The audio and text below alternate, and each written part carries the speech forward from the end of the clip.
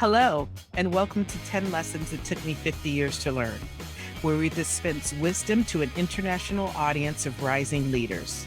My name is Diana White, and I'm your host. Our show helps diverse young professionals of any age accelerate their performance in the modern workplace. On 10 Lessons, you'll hear honest, practical advice that you cannot learn from a textbook. Today's guests are Dr. Belle Liang and Tim Klein.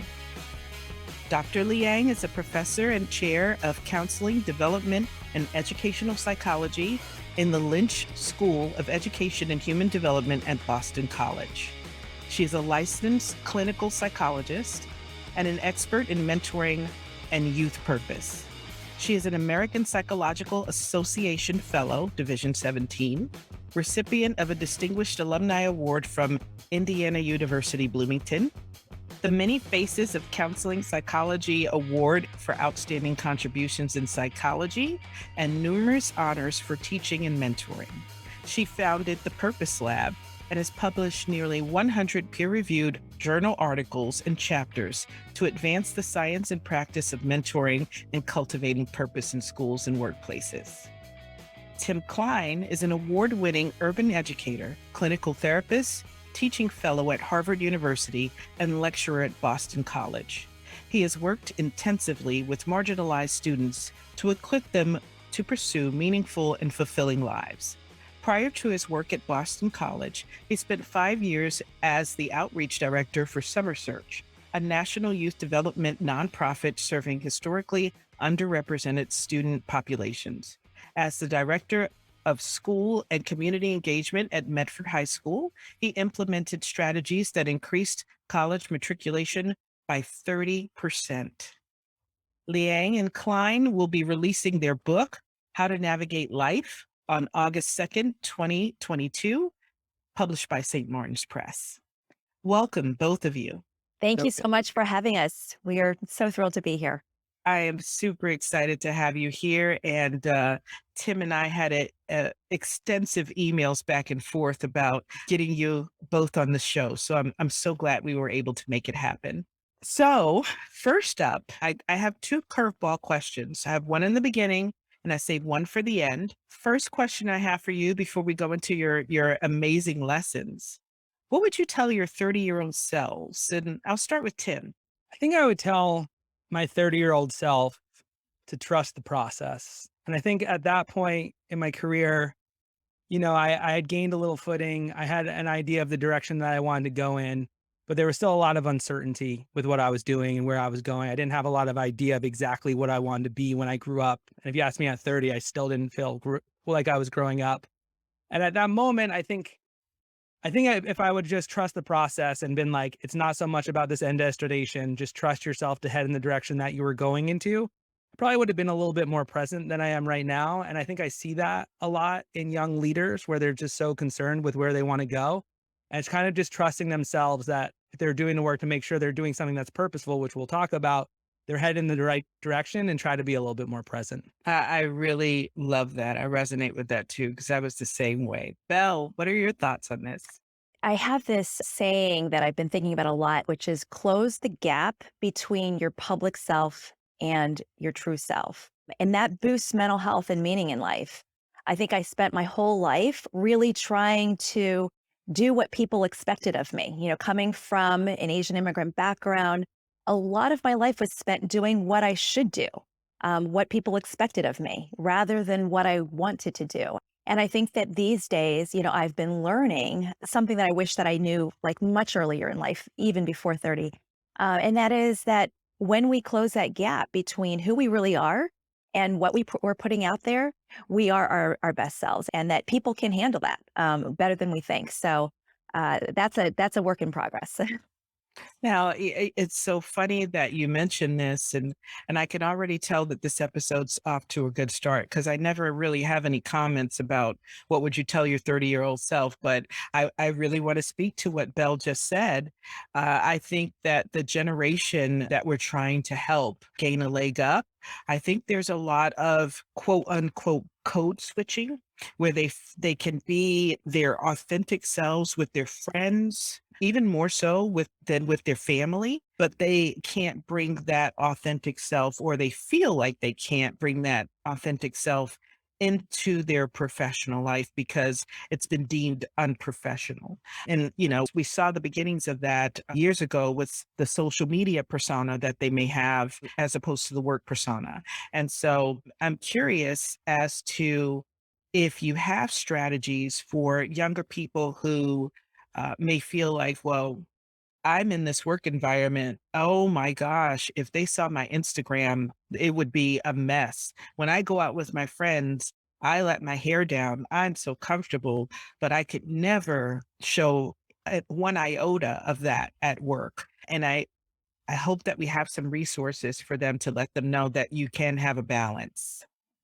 I love those observations so much, Diana. And one of the things I think about with their digital selves is how much we curate even that, because we can, right? So we put up there the like perfect idealized version of ourselves. And that's not even truly who we are sometimes. And, I think that, what's interesting is that the latest research shows that those people who are authentically self-expressing in their digital worlds and in their workplaces are the healthiest ones. And so I understand that for myself, it's the cultural, professional, personal teachings I've received all of my life that have to do with hide your true self, keep your secrets, don't put your laundry out there, give other people airtime, protect self, protect others.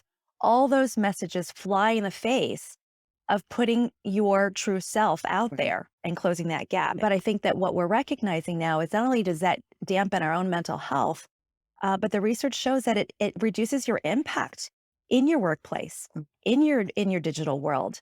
That when we are willing to be a little bit more authentic, vulnerable, we have greater influence over people. So obviously, there are things that we don't want to air and we don't need to put out into the world. But when the reason for stifling your true self is to manage shame, that leads nowhere good for anyone, ourselves or the others around us.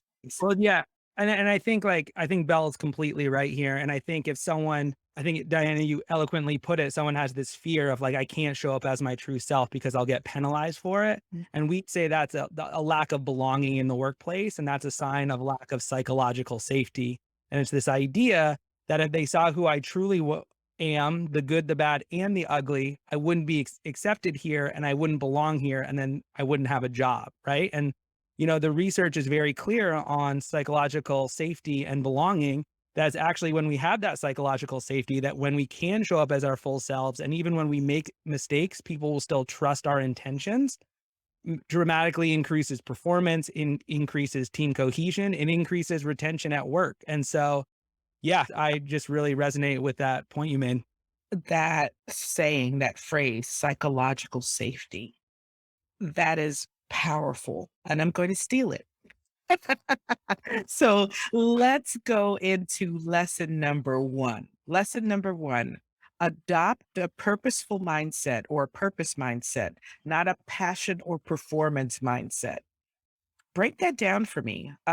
Tim, start. Yeah. So I mean, so we've done a lot of work in the mindset field, and mindset at its most basic is just beliefs about the world we live in and our place in the world. And we've just noticed that we live in a world with a lot of fear, uncertainty, and doubt. And so we've noticed that when people have a fear of their financial security or their ability to be successful, they adopt what we call a performance mindset, which is this idea that the purpose of life is to be successful. And so the purpose of life is to win. And so when we have a performance mindset, we view life as a never ending, hyper competitive, zero sum competition where there are few winners and many, many losers.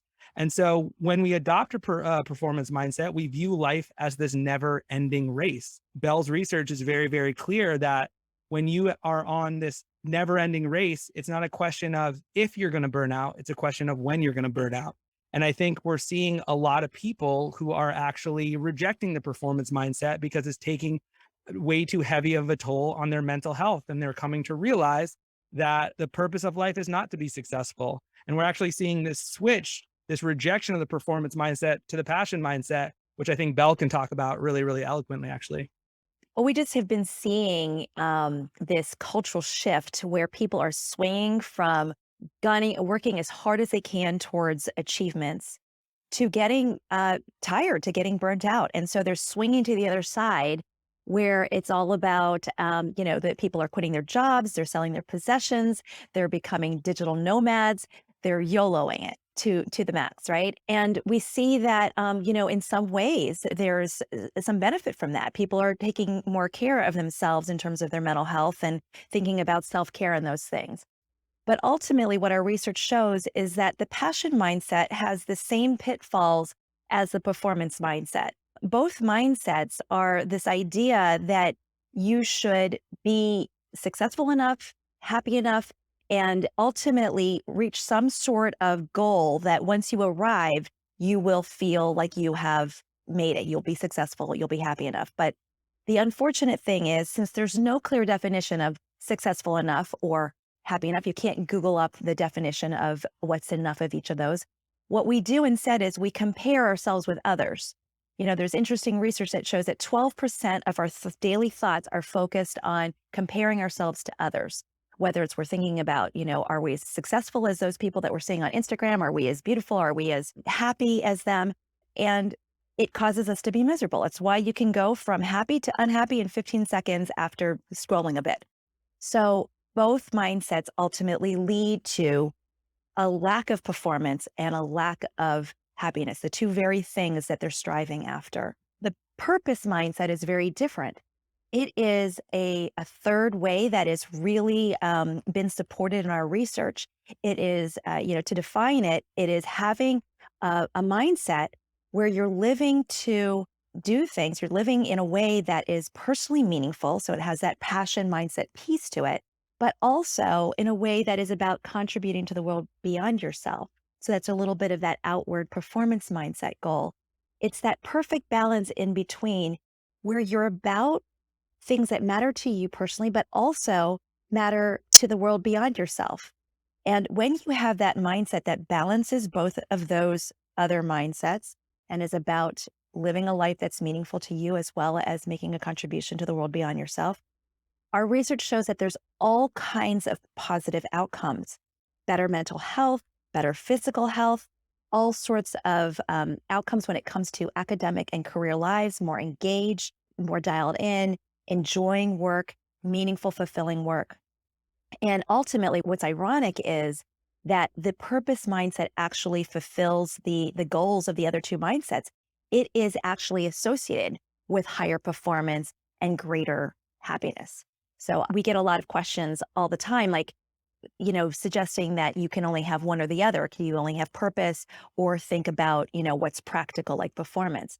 But actually, the amazing thing is that when you are owning what you care about, you have clarity around what matters to you in terms of using your own strengths and skills, going after needs that matter to you.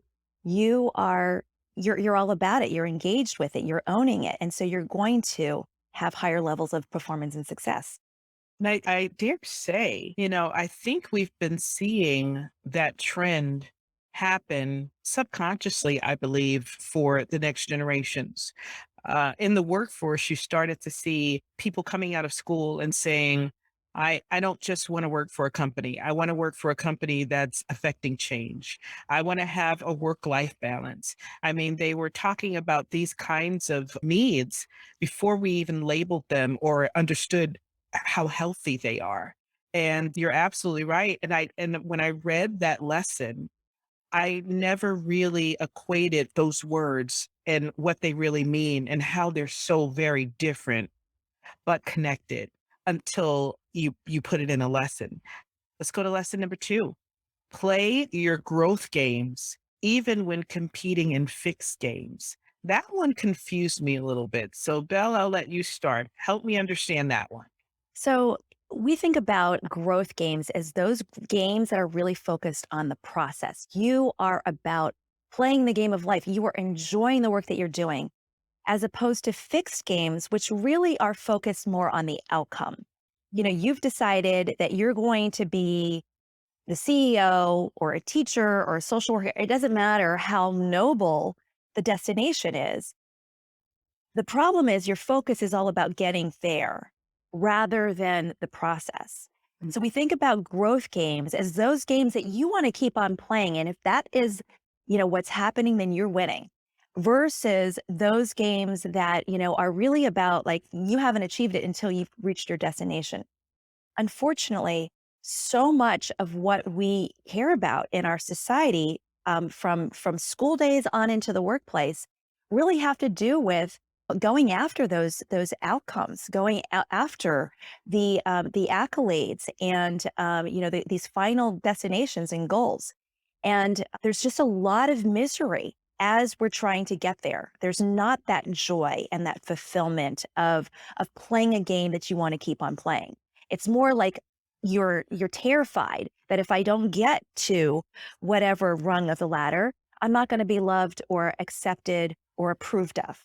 And unfortunately, so many of us live that way instead of really being able to identify what our growth game is and having the pleasure of the game itself and being able to just keep on enjoying it from one season to the next of our lives.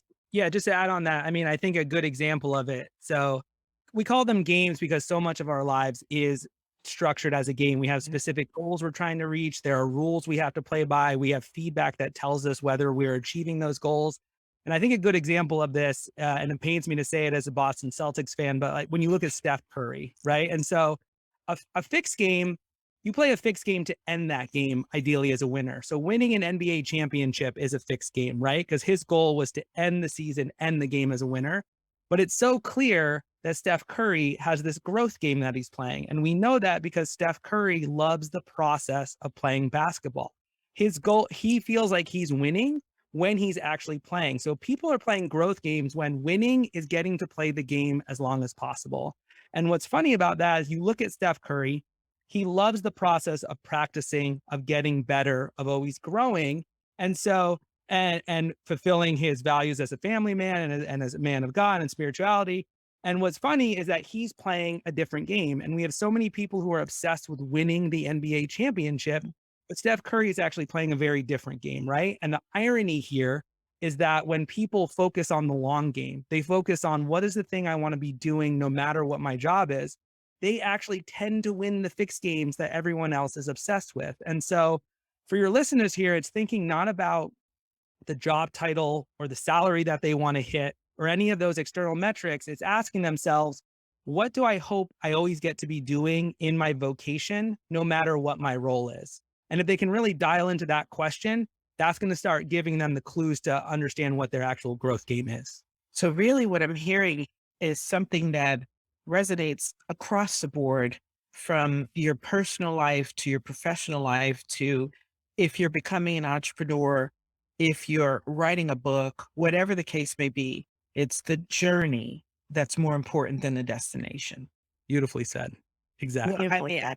I didn't coin it, but that's what I hear over and over again, and that's what I actually try to instill in founders that I coach, who are so focused on the fact that it's been 8 months and they're not at the revenue that they originally put on that dreaded budget.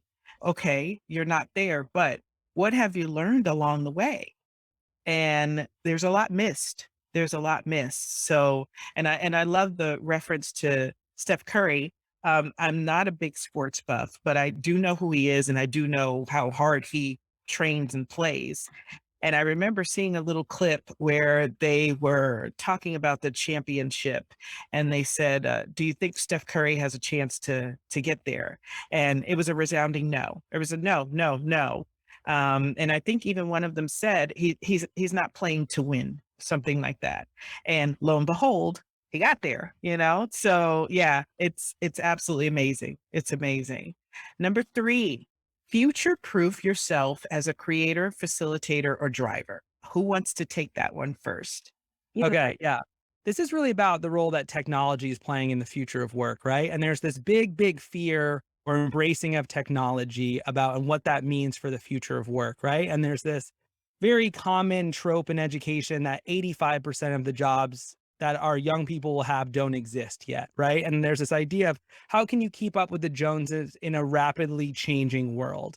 And so this idea of future proofing yourself as a creator, facilitator, or driver is when we look into the research on emerging skills and technology, there's something called creative destruction, which means technology is very, very good at automating anything that is a pattern or a process or that is repeatable. So anything in our lives that we do the same way over and over again, eventually technology is going to automate that for us. We're seeing it all the time. It's happening with driving, it's happening with Uber, it's happening when you go to the grocery store and you have the automatic checkout.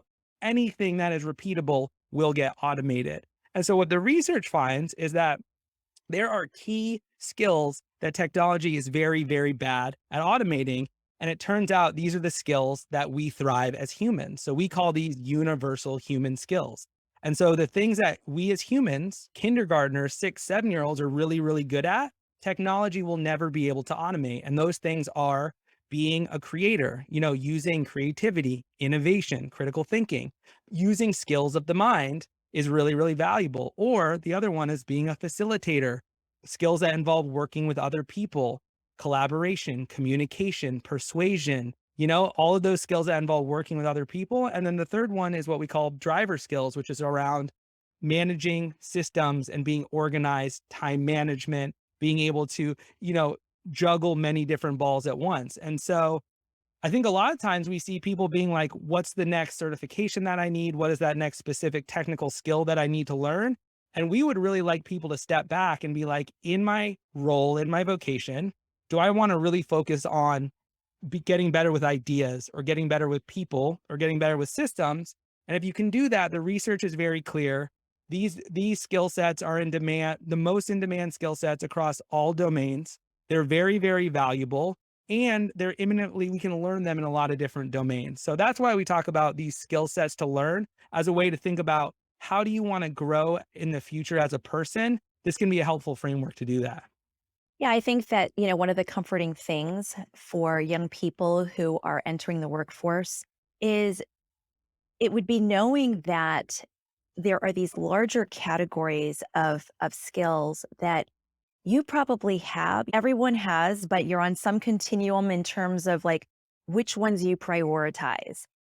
I see so many young people as they're, going through their college years, thinking about, future careers, really sweating it over, should they do this major or that major? And it's like splitting hairs, like, and there's no intel for them around like, why should they do this field over that field? Right. But here, what we're talking about is there are three sort of overarching skill sets that are going to be relevant your whole life long. And they're going to only become increasingly more relevant with the changes that Tim has just described because of, technology taking over a lot of the other skills. And so, now we can encourage young people to continue developing the skills that they so naturally develop in any of these categories, and they're going to remain relevant no matter what field, whether you have to pivot, somewhere along your career journey or not, those skills will continue to be relevant in every field. And if we have, business leaders here who are thinking about recruitment and retention, the research is very, very clear that like very specific technical skills are actually pretty easy to teach once you have someone there. And so, but what's really hard to teach? Critical thinking, innovation, collaboration, communication, time management. And so actually, there's all this bemoaning about liberal arts degrees and student college graduates coming out without the skills they need to be successful. The research actually shows very clearly that people with liberal arts degrees actually have spent a lot of time learning how to learn these skills. And so if you're looking to recruit and retain the best talent, do it through this lens of what do we need in this role? Do I need someone who's really creative or who's a great facilitator or who's really organized and driven? And get creative in when you're looking at people, where are they showing these things in their education, in their past work, or just in their social lives? Because these are things we're using in every facet of our lives every single day. And if you can do that with that framework, you're going to open up a massively larger pool of potential people to recruit from than just people with the exact experience and skill sets that are so common on job descriptions nowadays. So, you talked about the liberal arts degree, and I had a question in my head, and this is a good segue into that question. Both of you are in academia. Do you feel that, for the most part, higher education is doing a good job of recognizing the fact that these are skill sets that are required and needed for the advancement of our race, of our population? Or do you find that, they're still pretty much focused on the STEM of it, the technical of it, of, let's get this person certified and agree that eventually this thing will become automated, but we did our job by getting them certified. What are your thoughts on that? I would say higher education is doing a very bad job, not because they're not teaching them these skills, but we are not using this language that we're talking about. So there is research showing by David Deming, Harvard University labor economist, that employers, when you ask them on job description, what are the skills that are most important? They say it's character skills, interpersonal skills, intrapersonal skills. It's actually the same exact language that we're talking about here. So we really think the skills gap that we're seeing in higher education and in the workforce, it's not a skills gap at all. It's a language gap. And so, I don't think we've done enough in higher education as a whole to help students be able to articulate what exactly are they learning as they go through the journey of higher education in a way that they can actually communicate that to potential employers so that they can understand these transferable skills here. And so that would be my answer for that. But it's not, they're actually doing the right thing. It's more of just a language issue. And really a heart of our work with colleges and organization is how can we all start using the same language of skills so people can start connecting the dot between these disparate experiences to see where those competencies might lie. Well, I really love the question, and there's much that I agree with Tim. And I really see a shift among university leaders, at least at my university, recognizing that we can't just keep resting on our laurels. We can't keep, just thinking that because we have, lots of students who want to come to our university, we have, very good selectivity and all of that, that we can keep doing business as usual. Because, we really need to be watching what this next generation of young people are looking for out of an education. They're paying a lot of money. They're taking, there's a lot of sacrifice involved in their engaging in higher ed. And so, I think that instinctively, at least people in some universities are recognizing that, okay, there's a shift coming. We're going to need to pay attention to what it is that young people are looking for in an education. And, I know from what I've observed that for a while now, young people can learn more on YouTube videos than they do sometimes in the classroom, right? With just a click of the mouse, you can get all of those facts that you might get out of a textbook or through a lecture. So if you're coming into the university, we have to really think hard. What is the value proposition of higher ed? It's not just about like delivering these very, discrete bodies of knowledge and facts. It's teaching people how to think. It's teaching people how to learn. It's giving them a sense of belonging and purpose that they can then create in the workplace and in the systems to which they belong. That's a very different kind of education than we've been doing for the last 30 years. Agreed. Absolutely. Okay. Number four, add value as a trailblazer, builder, champion, or guardian. Tim, I'll let you take this one first. Yeah, so this is really about understanding what your core values are and the values that you want to add. And I know in the world of work, we talk about core values all the time. Organizations put them all over their website, they put them all over their walls in their office if they have offices anymore. But we've done a ton of research on the role that core values play in living a purposeful life. And as much as we talk about core values in the business world, we never actually talk about what core values actually are. Right. And we found that I think that's the reason that when we talk about core values in the business sense, it kind of can fall flat because we don't know what we're talking about. And so when we look at the research, I think the most helpful way to understand core values is I can tell you what your core values are by looking at what you actually don't value. Because a core value is only a value if we are willing to sacrifice something of great importance in the name of that value. And if we're not willing to sacrifice anything for that value, it's just lip service and it's not a core value at all. And so we talk about, we looked at the research on core values and we really did a deep dive into Shalom Schwartz's. He's a leading expert on global human core values. He's looked at core values at over 70 different cultures all across the world. And he's really found that there's these two continuums of values of what we find really important. And on one spectrum is what we call it's individualism versus collectivism. And so that's just the, you know, where you are on this spectrum, where do you believe when I win, we win, meaning the better I do as an individual employee at an organization, the better my organization is going to do. So I'm going to focus on my individual efforts. Or do you believe when we win, I win, the better my organization or community or company does, the better I'm going to do. So I'm going to put my company first, right? And there's no correct answer there. We all are somewhere on this value continuum, but the more you have individualistic values, that means you don't value collectivist values. And on the same side, it's the same. And so there's that. And then the other one is a continuum on a y-axis of growth versus stability. And essentially what it means, the where you know on that is, do you tend to see change as an opportunity to make things better, which would make you orient towards growth values? Or do you tend to see change as a threat to make things worse?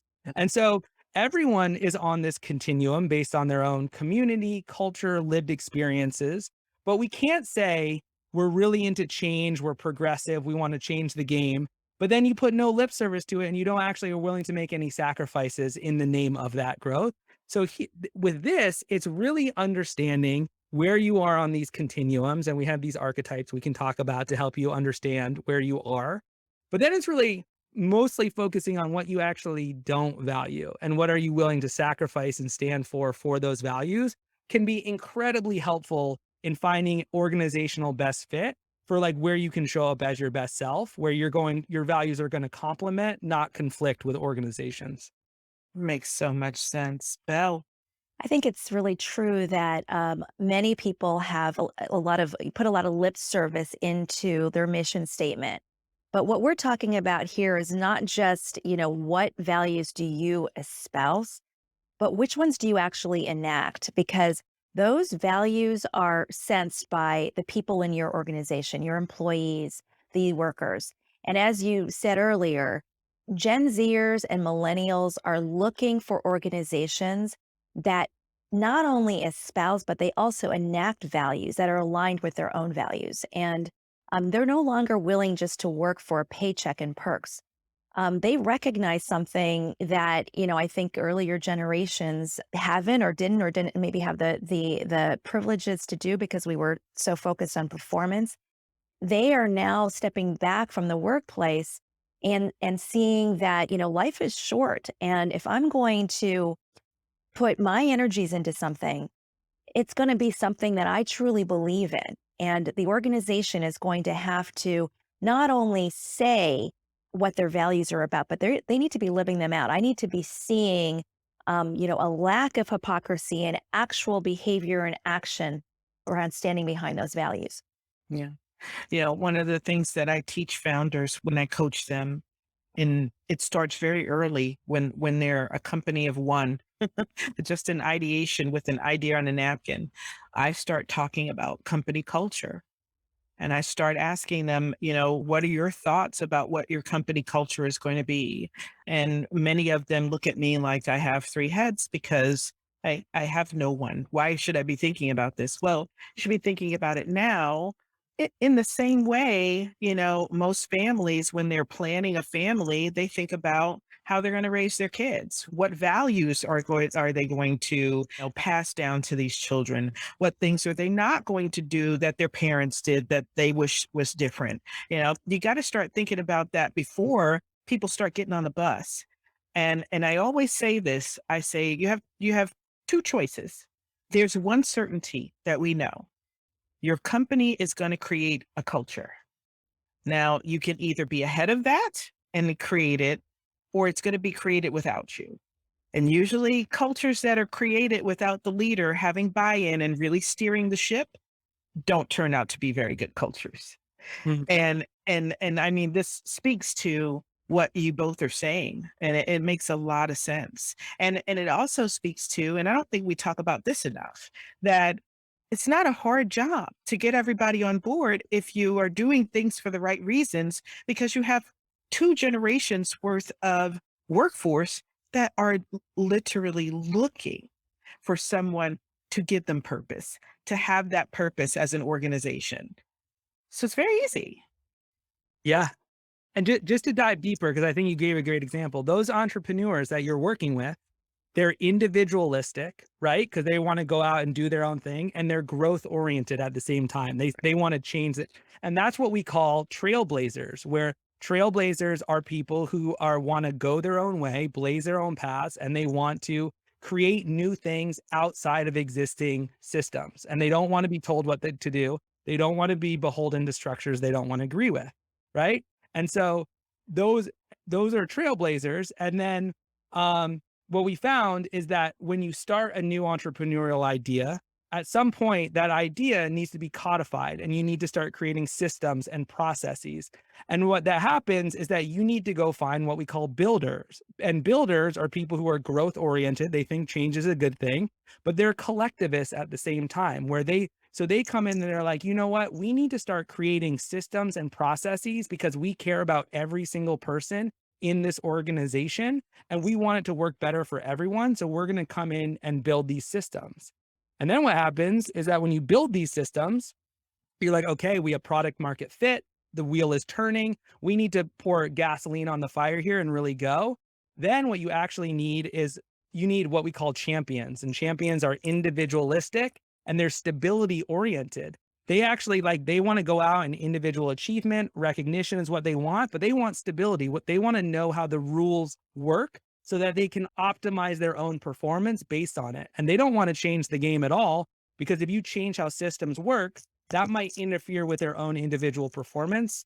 And then the final thing you need is what we call guardians, who are stability oriented and collectivists. And these are the people who want to protect and preserve what's tried and true. And these are the people who they want to protect what makes that organization special in the first place.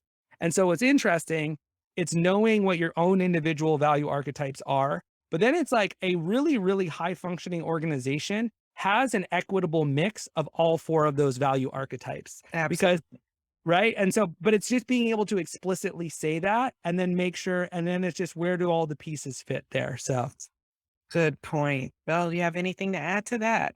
Just the fit between, well, I like to put it as the way in which an individual can feel a cultural value add to an organization is very important. And so this chapter is about not only identifying your own as a worker, as an employee, as a manager, as a leader, your value archetype, but it's organizations identifying their value archetype or departments identifying their value archetype. So they can have a clear sense of what is going on in the dynamic when they might be in a guardian stage of the organization, or they may be, just guardian focused, really preserving what is tried and true. And they're feeling irritated by the trailblazers who are amongst them trying to push the envelope. So recognizing that, oh, these people are not trying to make me miserable. They are living their archetype and bringing to our organization exactly what we need to balance our guardian archetype. So we think it's just so important for people to recognize what individuals are bringing into their organization rather than be threatened by the differences. I love that. And I also love number 5. I think there were a couple that resonated with me, but this one hit me because it's personal thing that I had to ask myself, am I actually doing this? So number 5, meet the big 5 needs in the world: physical, personal, community, societal, and environmental. And I want you to talk about this because when I read that sentence, I truly had to think of myself and say, am I doing what I need to do? And not just from a societal standpoint, but for my own self fulfillment, do I feel like I am contributing and doing what I need to do to make the world a better place by hitting these 5 points? So I'd love to start with Tim. Tim, give me your thoughts. yeah, so purpose, this definition of purpose, it's doing work that's personally meaningful, that also contributes to the world beyond the self. And I think when we think about purpose, people get this idea that's like, I have to go solve climate change or world hunger or solve cancer. It has to be this massively huge thing where I'm like sacrificing my own material comfort in the name of this larger thing. And it's more about what we recognize is that it's called in the world of psychological research being pro-social, just genuinely having the intention where you want to benefit other people. And that can be easier said than done. And so what we've realized is that everyone, the needs that we want to meet in the world is different for every single person. And we've realized that really this desire to help other people can come from two different places. And one of those places is adversity. And adversity is just like if a need is not being met, that is an adversity. So if your basic physical needs are not met, you don't have enough food or you don't have clothing or you don't have a safe place to sleep, your needs not getting met. And that is an adverse experience. And that could be around psychological, around depression, anxiety, belonging. And so we found that in the research that people who have experienced adversity and they've had the time to process and make sense of that adversity tend to be more pro-social. They tend to be more compassionate. They tend to manifest that adversity when they can handle it and it's not an ongoing adversity in a way where that turns in the desire to give back and to help other people who might be going through the same thing. And then on the flip side of that is on the other end is that people also develop the need to help other people through their advantages. And so advantages or privilege is just anything in our lives that have made our lives easier. So I grew up, I had two married parents, college educated, well educated. I grew up with a ton of privilege because I just had a ton of stuff that I didn't earn that made my life easier.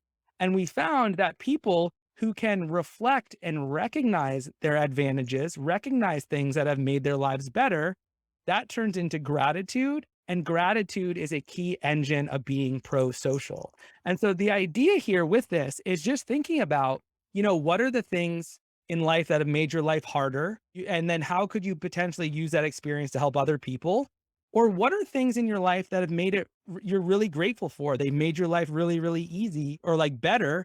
And how could you share that with other people? And so this meeting needs every single organization, any single business, Zoom, an accounting software, Dunkin' Donuts, whatever it is.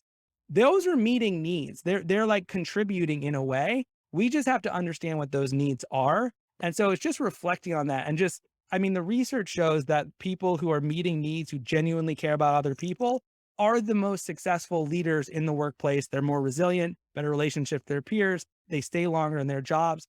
Any indicator of success and well-being is correlated with being pro-social. So Diana, given that, I'm curious on you though, like where did you come to when you were asking this question of yourself and did that help at all? So I'm going to answer that in a second, but I want to talk about and really give you honest kudos that trigger word privilege in society right now. That's a trigger word, right? And I love the way you described how you grew up and used that word because it didn't seem as if you were bragging.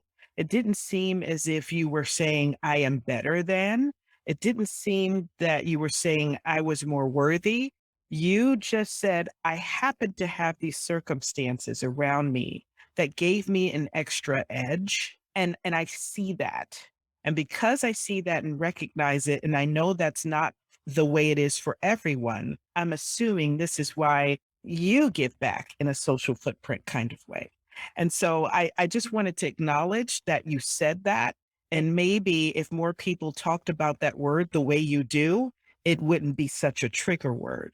So, how I show up. And I'm glad you explained what this is because now I realize some of the things that I don't do that I thought I was doing. And so when you think about, fulfilling those needs, the physical, the personal, the community, the societal, the environmental, I tie some of that stuff back to me being whole and holistic so that I can then stop focusing on the things that I don't have or that I'm upset about myself with and focus outward, right? I do a very good job with many of these aspects. But one that is very lacking is the physical. I go, go, go all the time. I don't have the best exercise routine. I don't take the time to really get in tune with and appreciate my mind and body. I don't meditate. I don't go for walks. And I know quite honestly, and I'm also, and I've got two very well trained people in the room right now in the Zoom room. So you'll be able to tell me how you feel about this whole introvert versus extrovert thing. But I consider myself an extreme introvert. I just never found a job to pay me to sit in a corner and read. Right. And so I get drained very easily from social interaction. But I ask myself now, looking at this lesson, if I took better care of myself physically, if I gave myself the things that I need for my endorphins to naturally kick in, would I have more energy in these social interactions? Would I be less strained? I wonder about that now just because of what we just spoke about. Belle, what do you have to add?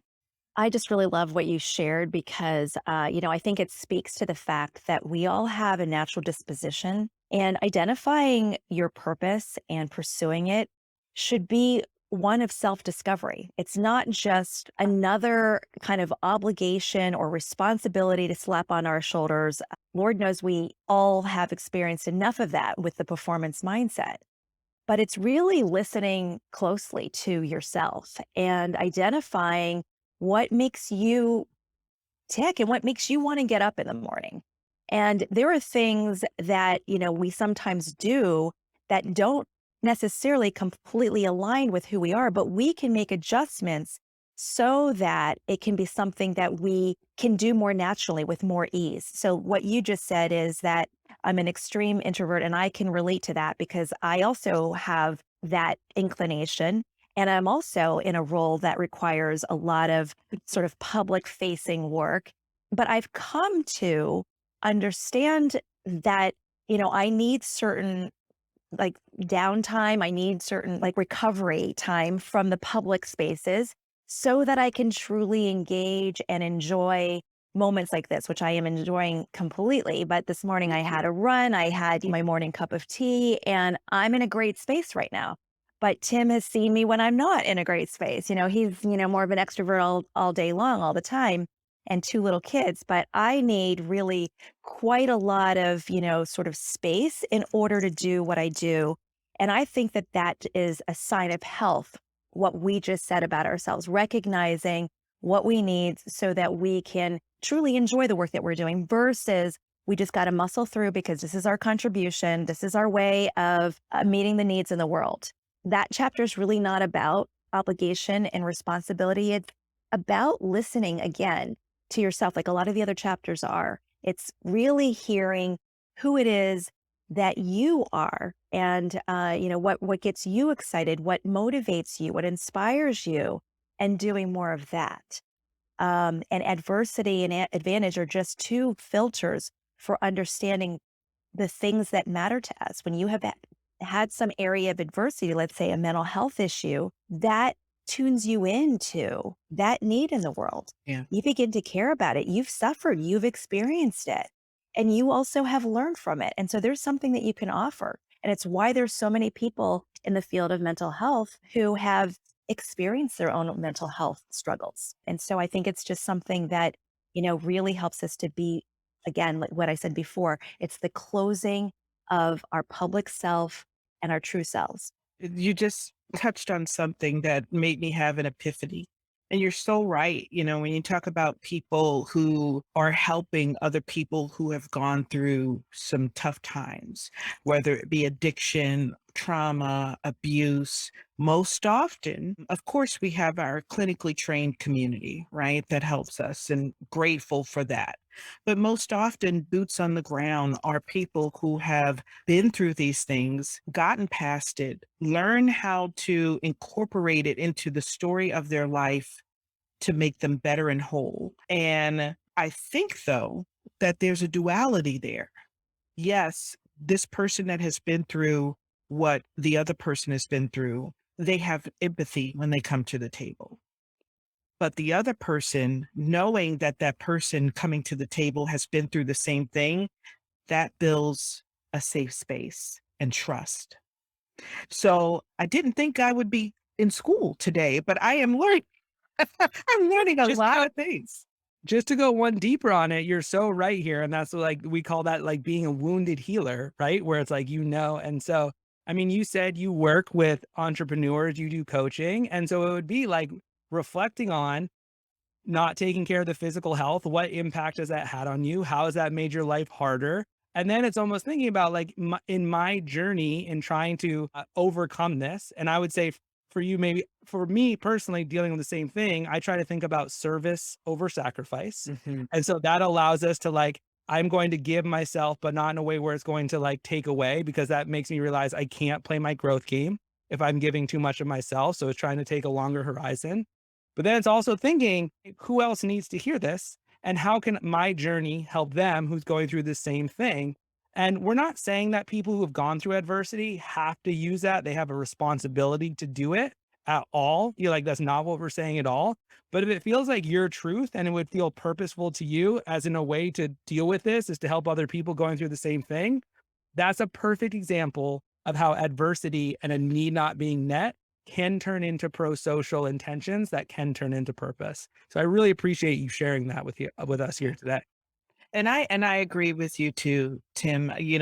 We would never want to tell everyone, okay, the most horrific things you've been through in your life, the lowest of lows, get over yourself and now help other people. That's not always how life works. But I tend to find that even if it's a trivial thing, if I've been through it and I've overcome it and I sense somebody else is going through the same thing and I share, not try to control, share.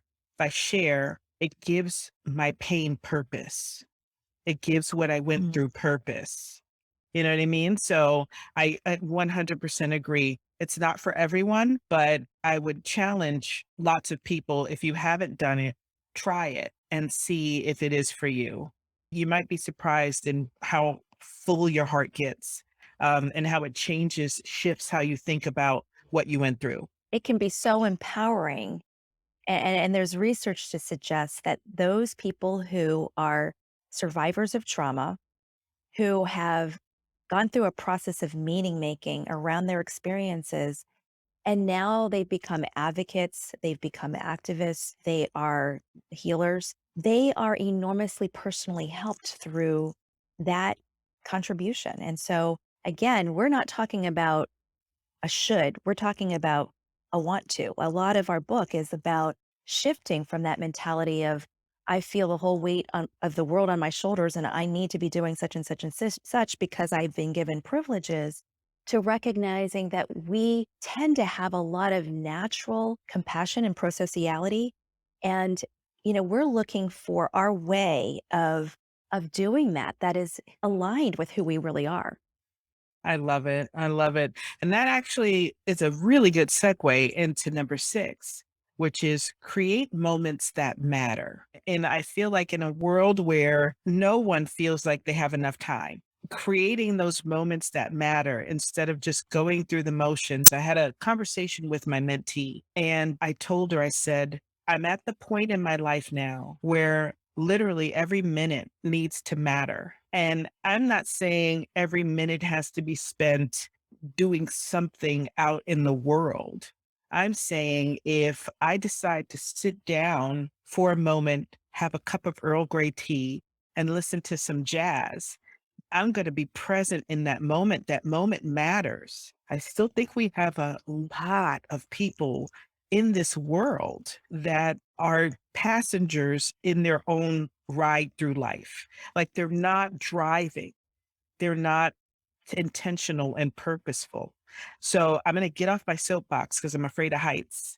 And I'm going to turn it over to Belle. And I'm going to say, Belle, talk about number 6, create moments that matter. What does that mean to you?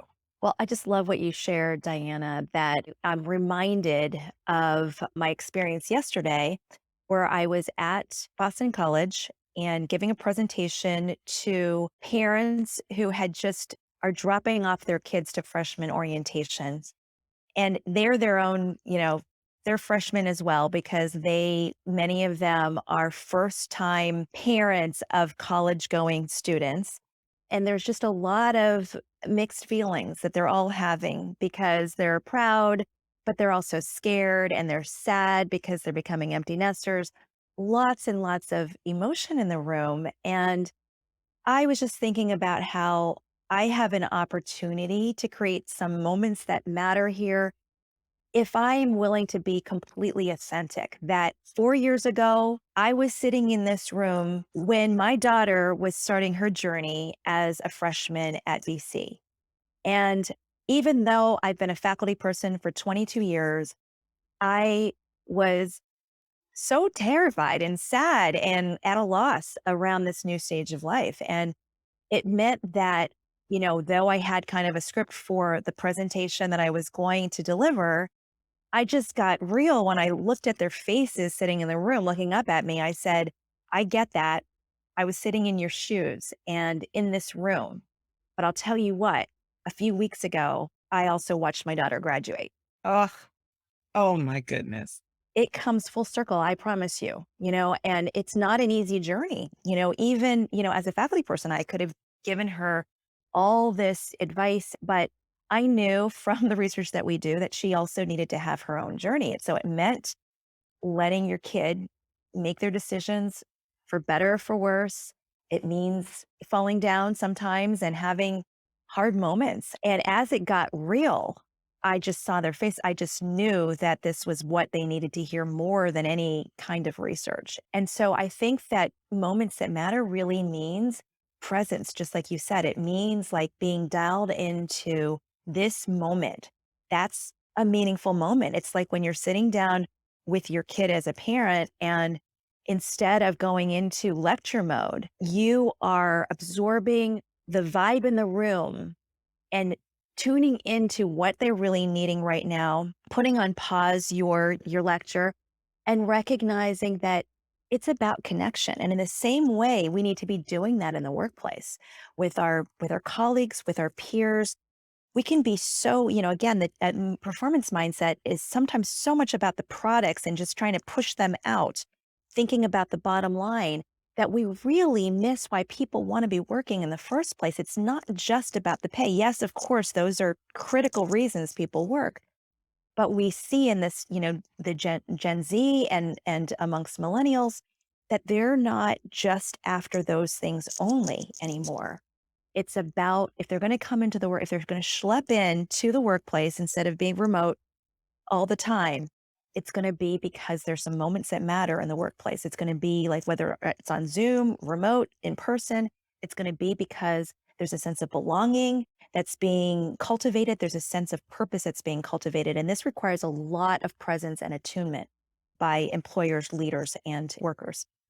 100% agree. Tim. Oh, I would just add to that. It's not that hard to do either, because I think in the world of work, we're so, as Belle said, future oriented all the time. It's all about the quarterly earnings, your KPIs, your OKRs. It's always about go, go, go in the future. And, younger generations today aren't showing up because they care about your KPIs. They don't care about the OKRs. They care about doing work that matters to them and feeling like they matter to the organization. And so like you can really do that. These can be micro moments of mattering. So any moment where you are talking about something that matters to you, and the person is listening and they hear you and they make you feel like you matter. Diana, this is happening right now. You're making us feel like we matter and we care about this. This is a moment that matters. And so if you're a leader, it's genuinely asking caring, intentional questions of your employees, and it's listening. And if you can ask your employees, do you feel like you can be your best self here? Do you feel like you're learning and growing? Do you feel like you're making an impact here? Not only is that answer going to make sure that they are talking about something matters to them, you are signaling to them that you genuinely care about them. And it's just asking those, taking a minute at the beginning of a meeting and just carving out 4 minutes to have a little micro moment that matters can increase belonging, and it can increase what we call positive resonance, which has been shown to increase life satisfaction, retention, recruitment, everything here. Like there's a science behind these things here that can get lost in this world in which we're so busy, we go, go, go, that we just zoom by the present. So I'll hop off my soapbox now. In all honesty, you're bringing me back years and years ago to when I first started out in retail and I was climbing up the ladder trying to become a manager someday. And I had all of these different supervisors come through my life. And I remember most of them, when we would have meetings, I would say, okay, we're about to have a meeting. Let me go in and find out what needs to be done today. What do they need of me today? Very few and far between were the supervisors where I got excited for the meeting. And I realized the difference was in the other meetings, I was being told what to do. I was being talked at. I was being given numbers. We're down 30% from yesterday. What are we going to do? In the meetings that I was excited about, it was a collaborative effort. It was, hey, I've been thinking about this. What are your thoughts on that? Diana, you came up with a good idea last week about how to rearrange the sales floor. When do you think you can make that happen? It was engagement. And I'll go back to Belle, even with your children. If you start that collaborative engagement early, it makes such a difference. My daughter she's 29. From a very young age, I read everything she read. I watched everything she watched. I listened to everything she listened to. One, because I'm a parent and I want to make sure she's listening to the right things, you know. Two, I wanted something to talk about. I wanted something that resonated with her to talk about. And to this day, we still have inside jokes about some things that were for many years ago that we bonded over because I took the time to get to know her and figure out who she was as a person and developing to be. So everything you guys are saying just resonates with me, including number 7, listen for your call, not someone else's. I'm going to repeat that for our listeners and viewers because it is super important. I'm going to even try to look at the camera, which I never do. Listen for your call, not someone else's. And so, Tim, I'm going to let you start with that because that's powerful. Yeah, thank you. And I just loved that story that you gave, and you just totally brought to life a concept here in a way that we couldn't have done. So I'm just like getting goosebumps from that. So thank you. But, I have to just jump in right now too, because I was thinking, sister, you are a good mama, and I hope your 29-year-old daughter knows that. Yes, Mm, mm. so, so I would say with listen for your call, not someone else's, is that a core tenet of Belle's and I's work is that we are in what we call a college and career navigation crisis, meaning people are working harder than ever before, but we've never taught them how to make meaningful decisions. We've never taught them how to decide what college to go to, what major to choose, what career to go into. You know, we've never taught them when you're at these inflection points in life where the decisions you make really can change the direction where you want to go, what to do. And we're seeing that play out with the great resignation, the great reshuffle, whatever you want to call it. You know, so many people are lost and adrift right now. And that's because we've spent all our lives thinking about what should I be doing? What is everyone else telling me what doing? These linear paths that we've created in education where it's just like you are supposed to get great grades, do community service, you know, chase wealth, status, prestige, and power. That's what you're supposed to be doing. And what we found is that in the research, people with a purpose, they see life as a very open-ended adventure. They are much more focused, not on some specific end destination 5 years from now. People with a purpose mindset don't actually probably create 5-year plans that they have to manifest. It's more about being like, am I headed in the right direction? And does this direction feel meaningful to me? You need a compass to be able to do that. And you need to really be attuned to who you are as a person, you know, the strengths, the skills. And so it's creating space to really root down to who you are as a person. And so the metaphor that we talk about in this is that if you ask a young person or even a 30-year-old, like, what do you want to do 10 years from now? They have no idea, right? And they have no idea what they want to do. But if I went and I asked you or your daughter, like, what are the best 5 albums or 5 artists you've listened to this year? They're going to have really, really strong opinions about that, right? Yeah, they have strong opinions. How do they have strong opinions? because they've spent the time to listen to what moves them, right? They're listening, they're exploring, they're getting a lot of different experiences out there, and they know what type of production, what type of lyrics, what type of sounds move them. And so this is about stepping off like the pathway or the corporate ladder and really starting to attune to what really moves you. And it's listening for that call. And when we do that in an uncertain world, you can be very, very confident that you're headed in the right direction, even if you don't know where you're going. So that's about listening for the call, not someone else's. I love that. Now, Belle, I'm going to ask you to give your spin on this. Different cultures, different races have different expectations. And you mentioned this earlier when you talked about, the path of, wanting to be lawyers and doctors and really exceed academically in STEM. How does this resonate with you? Listen to your call and not someone else's. If you're from a group that status, where you went to school, what you went to school for, what your career path is, it's really dictated by your village, by your parents, by your grandparents, by the weight of your family wanting you to do something. How does this resonate with you? I think that that's such an astute question. That certainly has been my journey, that throughout my college years, early in my career, even now, I catch myself asking, what should I do? And what should I do? Oftentimes, the answer to that is, what do other people expect of me? My elders, my authority figures, whether it's in the workplace or in my family, in my extended family. And at the same time that that is a very, I think, cultural response, coming out of an Asian immigrant family who has sacrificed so much for me and believed in the education meritocracy, that if you work really, really hard and you achieve certain accolades and positions, then you will be successful, that you will have made it. It's protection over you and your family. There's a lot of virtue in those aspirations. I understand that. And yet I also see that those patterns of living for the expectations of others really transcend culture.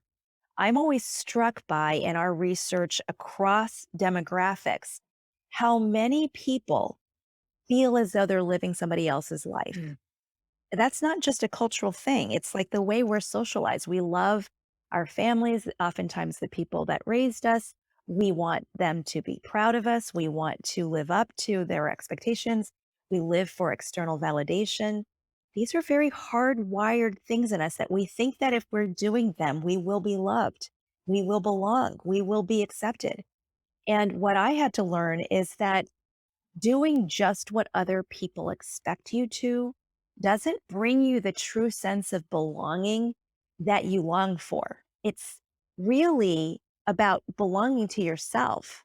And there's a lot when I first decided that I was going to become a psychologist, that was not a popular field in my family and background, and they worried. It was as if I said I was going to drop out of college. Like, what are you going to be able to do with that? And Yeah. but now they're very proud, and I think that a lot of our fears around acceptance and belonging don't necessarily come to fruition around the things that we think we need to do, the paths we feel we need to follow in order to earn approval. That we have more freedom that we think, regardless of our backgrounds and so on. It doesn't necessarily mean that we aren't concerned about practical things like having a job that pays, that is going to meet your material needs. That's not what we're saying. They're not mutually exclusive. Hearing your call and following your own call does not necessarily mean you've taken a complete leave of your senses around what is going to pay the bills, but rather there's a whole lot of room in there of the possibilities that you could be exploring that are also careers or directions or work that are going to, enable you to navigate well in the world of work. And you will actually, ironically, be doing that better when you're following your own call and not somebody else's. All right. Number 8, diversify your brand, social and human capital. Now, I have been talking about personal branding for a very, very long time. It started when I was talking to my founders and I was telling them if you eventually want to seek funding, if you want a capital infusion, investors are going to be able to quickly determine whether or not your venture is a good investment. And after they do that, it's all about figuring out if you are the right person to take it to the next level.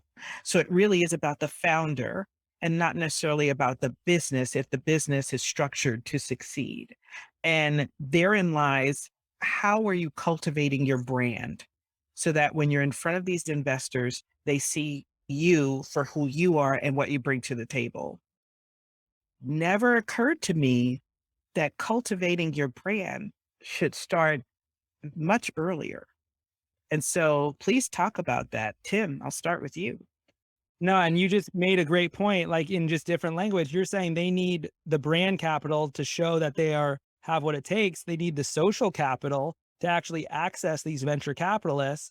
And then they need the human capital to show them that they have what it takes. Mm. And so this is more about when, when we're thinking with younger people, this is really about college. And we work in higher education, and what we've realized is that there's this narrative of higher education that the ultimate value of college is brand capital. It's the name brand recognition that you get from going to that place. And the idea being, if I go to Harvard or Stanford, you know, that's going to signal to venture capitalists, to employees that I have what it takes to be successful. And so brand capital is very, very real. It's very, very powerful.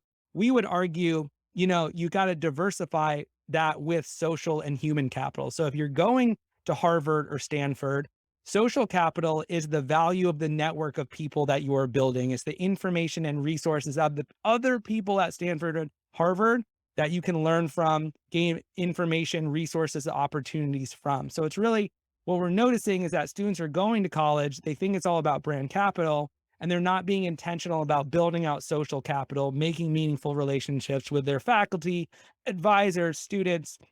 And the final one is around human capital as well.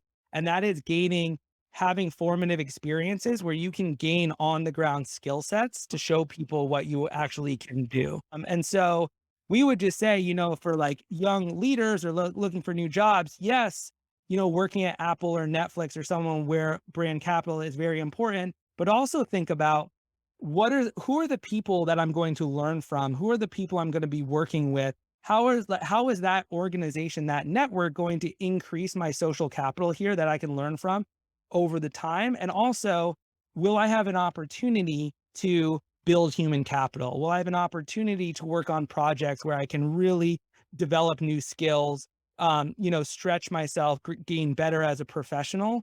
And we've just found that is much more helpful in being able to determine whether a college or an organization is a good fit for you based on these three capitals versus just brand capital alone. I love that. I love that. Belle, what do you have to add to that? Well, we see that in the research, there are three major things that I think, would also be relevant in the workplace that are really the key to purpose in higher ed. And they are having even just one mentor who really empowers you, equips you to pursue your purpose. And the second is having hands on experiences, not just focused on academic content, but really getting out there and having experiences, real life hands on experiences in and out of the workplace. And then the third category really is about having a place where you can really explore how your work connects with your larger vision for yourself. It's an opportunity to sort of connect the dots rather than just do. We need to sometimes just put it on pause like we are right now and look at all of it from 50,000 feet up and understand, how is the work I'm doing today relevant to the direction that I want to head in, the contributions that I want to make, what my legacy is going to be? Starting early to think about those things, so that we can be navigating in a direction from the beginning of our journeys, not just waiting until the end. It made such practical sense. I feel like you should have a version of your book that's kind of like an inoculation.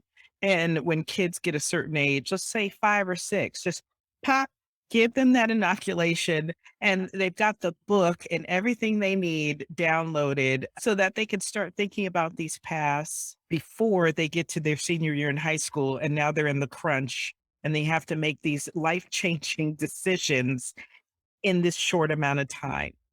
Amazing. Okay, so number 9, cultivate an inner world that ripples into the outer world. Belle, I'll start with you. Talk to me about that. So, this chapter really is about the connection between our inner systems, like what we believe, what we care about, what we're inspired by, what we're motivated by, and the systems in which we live. Because even though we talk about purpose as a mindset, we recognize that mindset alone does not mean you're going to be able to live out your purpose because we live in a world with all sorts of obstacles and injustices and ways in which we are stymied from being able to live our inner purposes. And at the same time, our inner purposes have a great deal of influence on the way that we interact with our systems. And so this chapter really is about identifying what matters to us, the values that we hold, ways in which that then causes us to look for certain things in our systems and live out our purposes in certain ways. Love that. Tim, what do you have to add? Yeah, I think when you look back on this whole conversation and the advice that we're giving, I think people already knew a lot of the answers that we're giving here. And I think the big thing here is that it feels really, really hard to genuinely put other people first, contribute. All of these things we're talking about feels very, very hard for people. And that's because we're living in a system a lot of the time that feels like there's very few winners and many, many losers. And it feels like we have to be aggressively racing all the time. And so we've just noticed that, it's when organizations are structured like a pyramid, where there is like a huge gap between the very top of the pyramid and the bottom of the pyramid, it tends to make people really worry about limited, scarce resources. And they tend to fight among other people to acquire those resources to make sure that their needs are met. And so it's really about if you're a leader or if you're looking for an organization, it's really about looking for organizations that are not designed as pyramids, but are more designed as ecosystems. Mm. And ecosystems are the belief that every single one, there is enough for everyone in that organization to get enough to be successful there.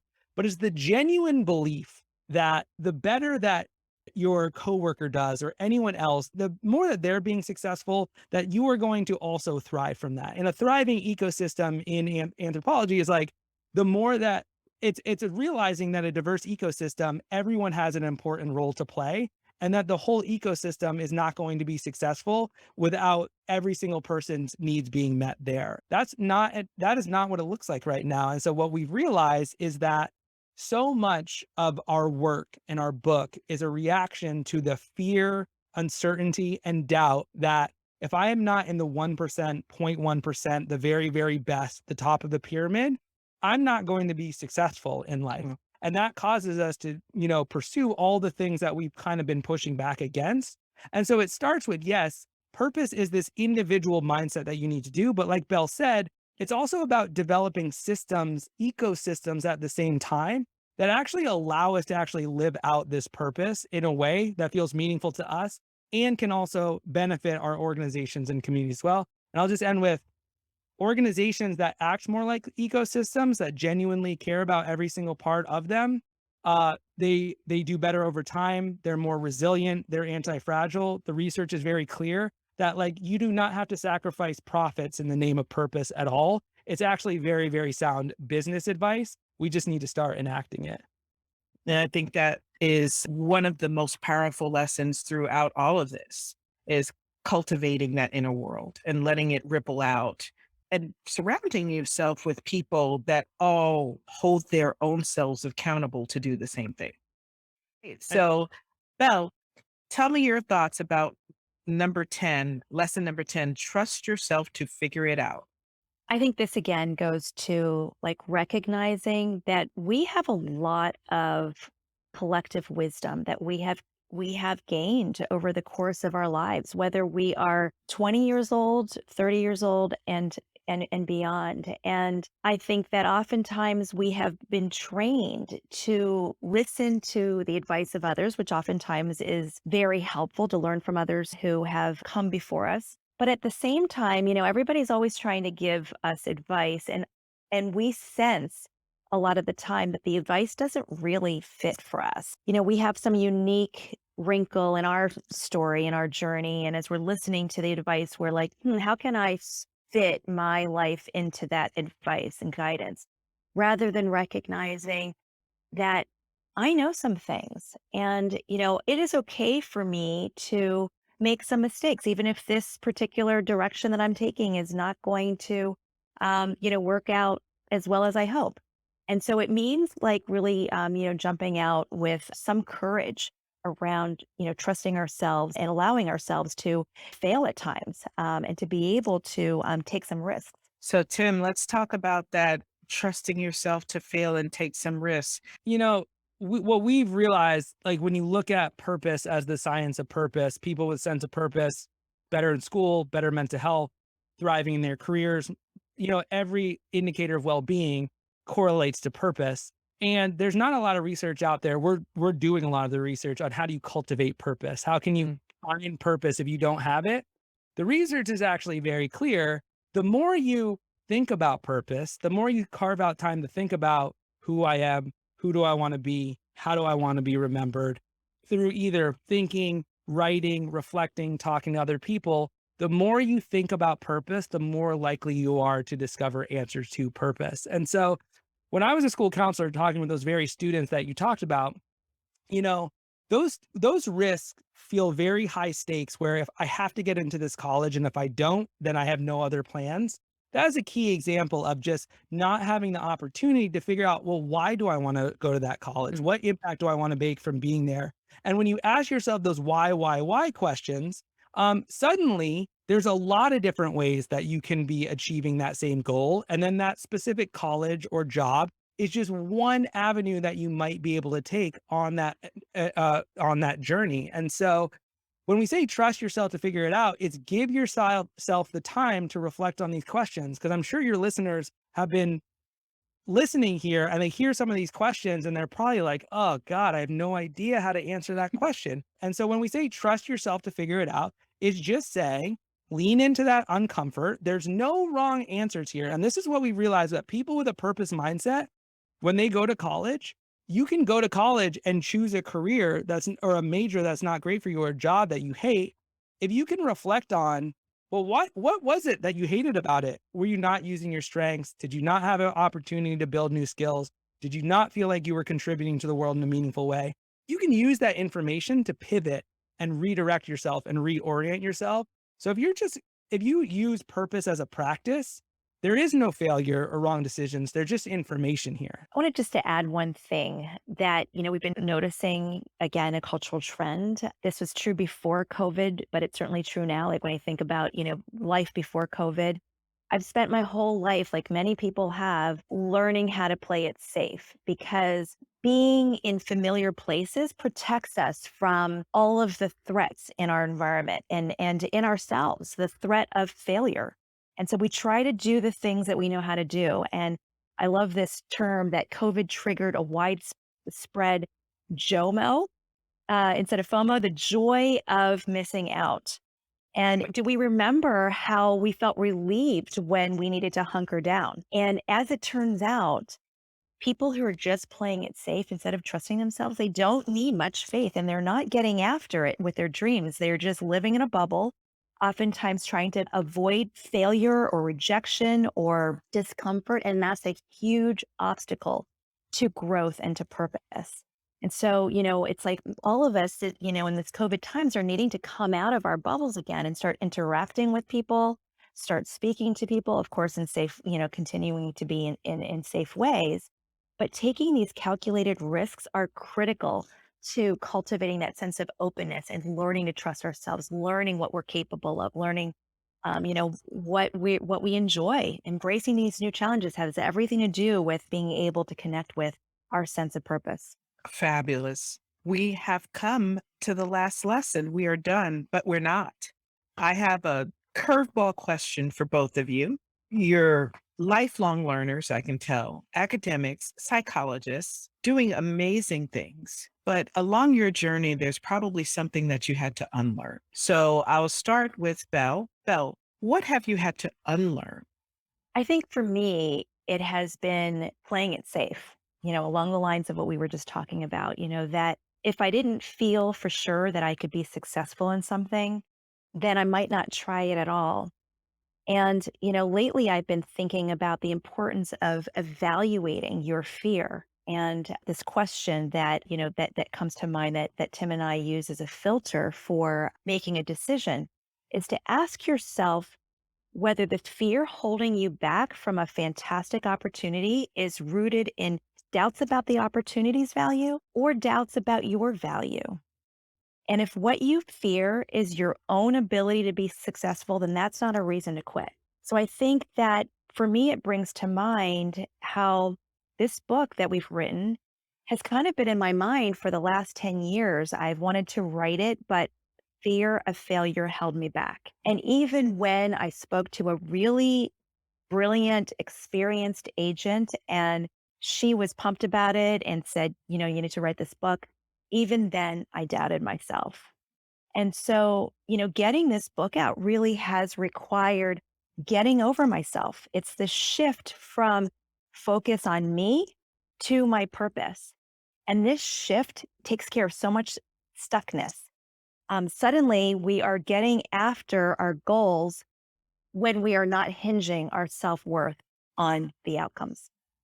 I love that. Tim, what have you had to unlearn? Yeah.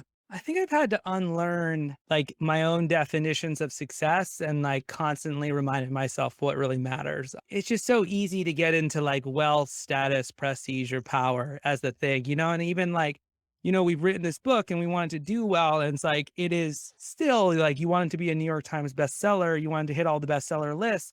And it's just like catching yourself that it's not about you and it's reorienting yourself to one, like defining success for me about being the impact it has on other people. So it's not like just this number on a screen that's going to define success for me, but really about conversations I have with people who got something from the book and really saying like that is the core. And also like the process, it was like, I think I had to catch myself writing the book, being like, it's the process of writing. This is the thing that you're wanting to do. So really being in the present moment there, that is still an ongoing battle because it's our default to just want to glom onto those statistics of success. And so, yeah, just being able to have the honor of working with Belle through this whole process and coming to this, like this book really, really helped us develop these things. So yeah, writing this book has been massive unlearning for me on many different levels. I love that. Before I close out the show, tell us, where can we find you? What are you doing? Tell us, I know I already talked about the book coming out, but tell the readers why they should pick up this book. Yeah, so you can find more about it at howtonavigate.com is where to find us. And so I think what we're most excited about is that we really, really tried to blend research. Belle is this award-winning expert at mentoring and purpose. There's probably 500 different citations in that book, but we've tried to make it relentlessly practical at the same time. And so you can find us reading that book. It's really for anyone who's at an inflection point or we really wrote it as a way for anyone specifically. I think we're also incredibly excited about that. We have been talking and working with high schools, colleges, and more specifically organizations on what we talk about. How do you bring these principles and best practices to your organization through what we call purpose and belonging informed leadership? And so if you're interested in learning more about that work or you want to engage with us to learn more about these resources, you can do it at howtonavigate.com. Wonderful. Belle, anything to add to that?